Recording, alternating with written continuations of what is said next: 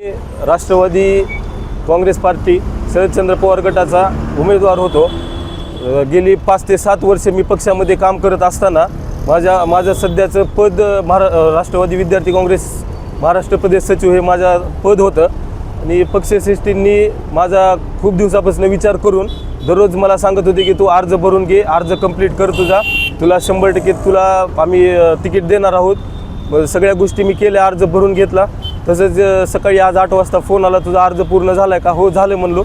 इथं आलो, इथं आल्यानंतर AB फॉर्म ऑलरेडी 11 वाजता माझा जे 9D मध्ये मी जे अर्ज भरला होता ऑलरेडी त्यांनी देऊन टाकलेला होता 9Dचा।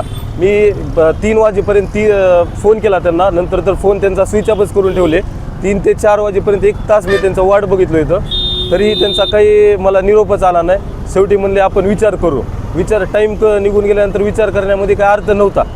या ठिकाणी मी माझ्या पक्षाचा राजीनामा देत आहे आणि यानंतर अशा गोष्टी पक्षश्रेष्ठींनी करणं खरंच चुकीचं आहे। कारण एक गरीब घरातला एक विद्यार्थी म्हणून मी काम करत असताना प्रत्येक विद्यार्थ्यांची चळवळ बघितली आहे। प्रत्येक विद्यार्थ्यांच्या घराघरात जाऊन एखाद्या गरीब विद्यार्थ्यांना मी शिक्षणासाठी जर कुठं कमतरता भासत असेल तर ती मी पूर्ण केली होती।